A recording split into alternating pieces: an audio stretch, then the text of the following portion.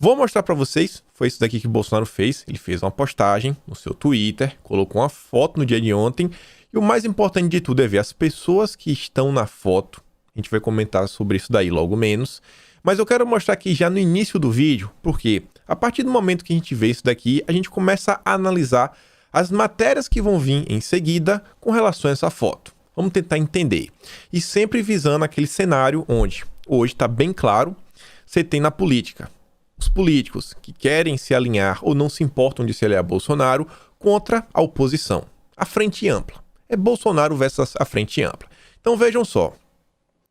No vídeo de ontem, a gente fez lá o dossiê, todos contra um. Falamos bastante como Ciro já está bem alinhado com a Marina Silva, que está bem alinhado com o Luciano Huck, que está começando a se alinhar também com alguns setores do PSDB, e fora aqueles partidos, né? PSB, Cidadania, a Rede, todo esse pessoal, o discurso está único, uníssono.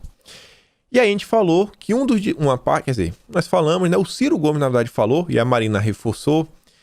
O discurso que já está tocando aí nessa frente ampla é o quê? Que o PT tem que abrir mão de ser protagonista. Não é hora mais do PT ser protagonista, é hora de aceitar que o tempo mudou.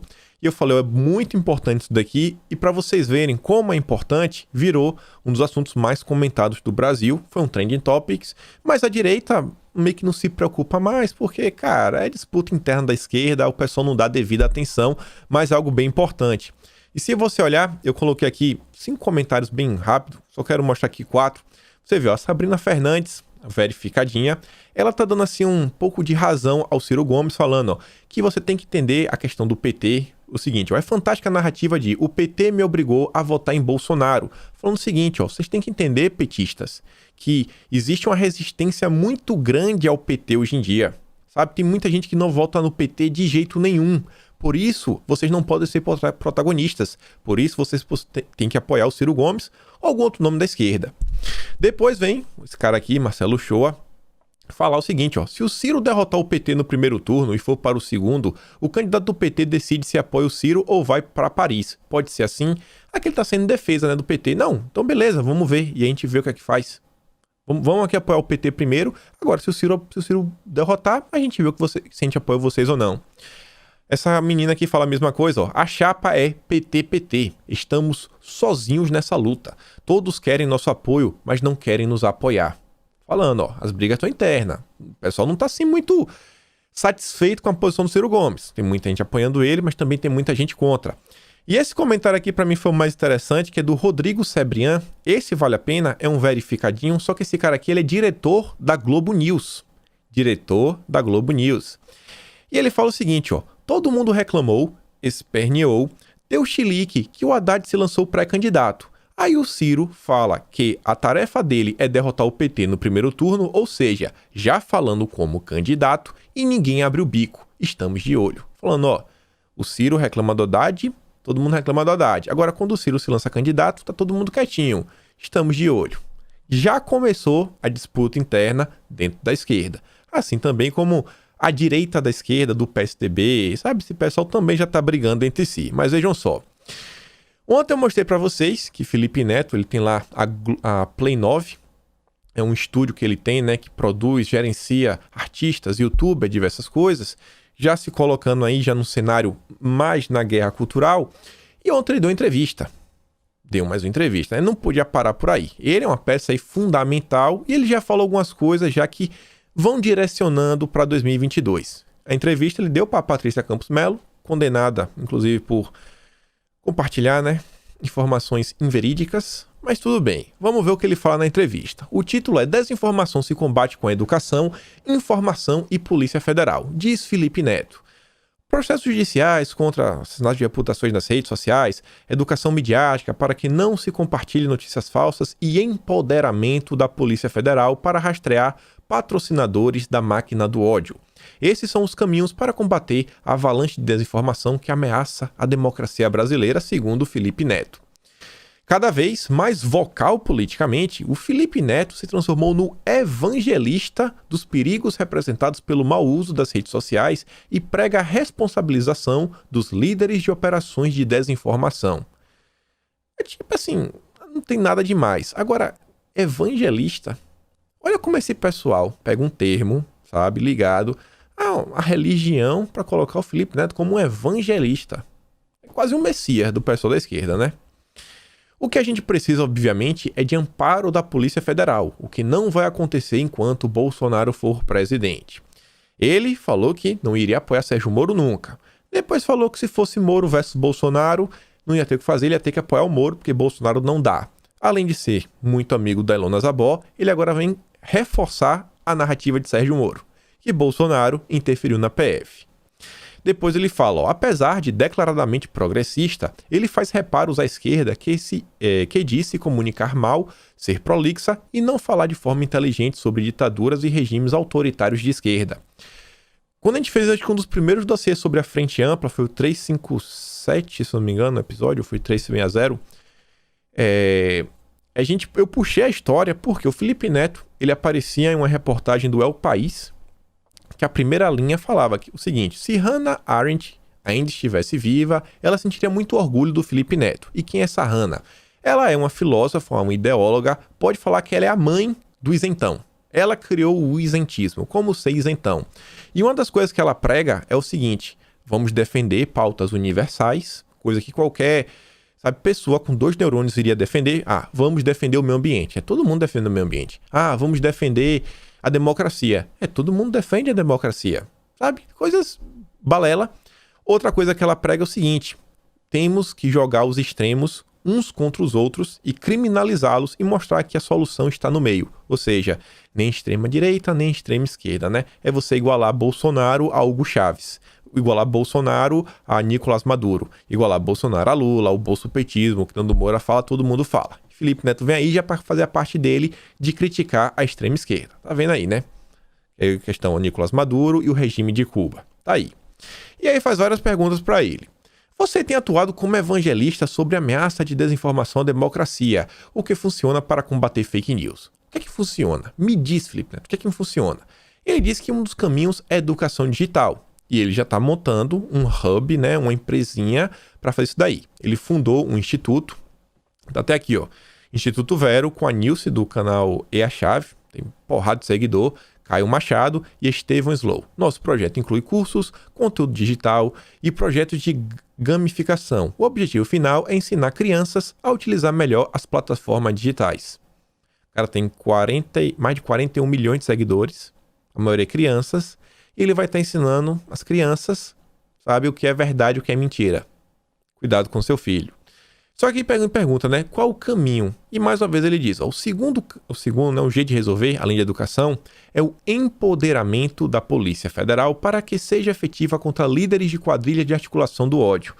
Vocês percebem como ele faz o uso da palavra para avançar, inclusive, com o discurso da esquerda e normatizar o discurso da esquerda? Empoderamento. O que seria, pessoal, empoderamento da Polícia Federal? Um termo que ele trouxe do feminismo, que é empoderamento, ele coloca na mesma frase com Polícia Federal. O que seria empoderar a Polícia Federal? Deixar que os policiais cresçam lá, o cabelo do sovaco, faz o que quiser, pintar o cabelo de azul, é isso daí? Não, o policial federal agora pode trabalhar com cabelo pintado de azul. O que seria empoderar a Polícia Federal? Tem nada a ver. Ele só está fazendo, né, junção, feminismo, Polícia Federal. Depois pergunta de novo. É realista achar que no governo atual a Polícia Federal será empoderada para isso? A gente não pode esperar nenhum investimento do governo federal nesse âmbito, por isso é tão importante que em 2022 o Brasil mude. Só quem consegue pegar esses caras é a Polícia Federal. A gente precisa empoderar a PF no próximo governo para que ela possa chegar a esses líderes da desinformação. E repete mais uma vez. Depois ele fala lá de pessoas, né, que a gente tem que ter muito cuidado, e ele cita lá o Oswaldo Eustáquio, um desses líderes que promovem desinformação. Depois pergunta, você tem criticado o PT por não formar alianças. Vê possibilidade de uma frente ampla da oposição em 2022? Aí ele vem, vem devagar. Tenho várias críticas ao PT, mas não é o momento, É o momento de pregar união. Espero muito que o PT tenha amadurecido nesse período, que os políticos do partido tenham entendido que o antipetismo é uma realidade. A mesma coisa que o Ciro e a Marina falaram. O antipetismo é um problema. Olha a narrativa que eles estão utilizando para escantear o PT. Existe uma resistência muito grande ao petismo, logo vocês não podem se candidatar como presidente, talvez vice. Já está escanteando. Não é algo que vai ser destruído em 1 ano e meio e que é preciso a gente lutar com as armas que tem. Resumindo, o PT está de fora. Felipe Neto já está alinhado a Ciro Gomes, Marina Silva, Luciano Huck, todo mundo junto e misturado. É a hora de uma aliança que inclua a direita não bolsonarista? E ele diz que muitos da esquerda se recusam a se unir a quem apoiou o impeachment da presidente Dilma, por exemplo. E aqui ele está fazendo uma crítica, inclusive, ao PSOL. Ele foi um dos críticos do PSOL durante a disputa pela presidência da Câmara, porque o partido brigou entre si e uns queriam apoiar o Baleia Rossi para conseguir uma maior bancada e conseguir mais cargos na mesa diretora, enquanto outros falaram, não, a gente não vai se unir com a Baleia Rossi. Uma coisa que aconteceu com o PT, com o PSOL. Ele já está fazendo uma crítica mais uma vez, sem citar nomes. Se a pergunta é, deve haver união com partidos ou representantes de direita? E Felipe Neto diz, a resposta é sim. Ele já se coloca, entre a direita da esquerda e a esquerda da esquerda. Ele está aqui no centro da esquerda. Eu vou unir, eu vou fazer a ponte em todo mundo. Deve, porque a gente está no estado de exceção, um momento muito delicado da história do Brasil. Nós não estamos no ambiente racional e, para combater o mau caratismo, a violência e a irracionalidade, precisamos nos unir a aliados, mesmo que sejam pessoas dos quais você discorda. Senão, não venceremos. Temos que fazer uma frente ampla. Temos que colocar a frente ampla para avançar. Você tem 41 milhões de seguidores e foi eleito uma das 100 pessoas mais influentes de 2020. O que pretende fazer com esse patrimônio de influência? Projetos de educação digital para o seu filho. Seu filho. Investir em institutos que lutem por direitos humanos. Olha só. Pretendo investir parte significativa dos meus ganhos obtidos justamente com essa influência para fazer a educação chegar até a casa de pessoas que não têm acesso a ela. Olha a força do lobby. Olha a força do lobby. Olha a força do lobby. E aí, não necessariamente tem que chegar o vídeo dele. Às vezes pode ser igual a Fundação Lema, que usa Tabata Amaral para promover a agenda como um todo. Ele está lá.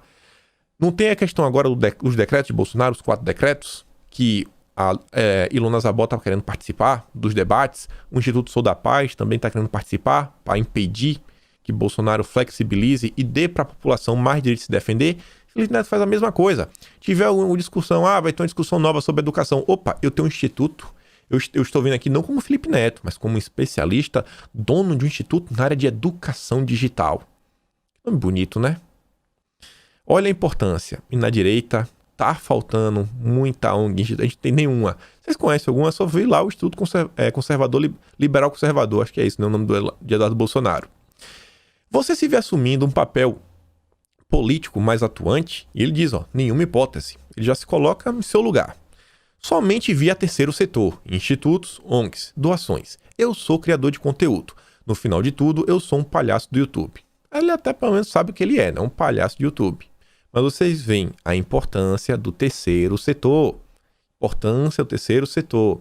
Olha como a direita vem encaminhando, engatinhando. E ainda tem horas que a gente vê, né? Faz algumas cobranças a Bolsonaro, quando na verdade, é como o professor Lava falou, né? Colocar Bolsonaro lá, sem uma militância, sabe? Para poder ajudá-lo, cara, é basicamente sentenciá-lo ao fim, sabe? À morte. É realmente complicado.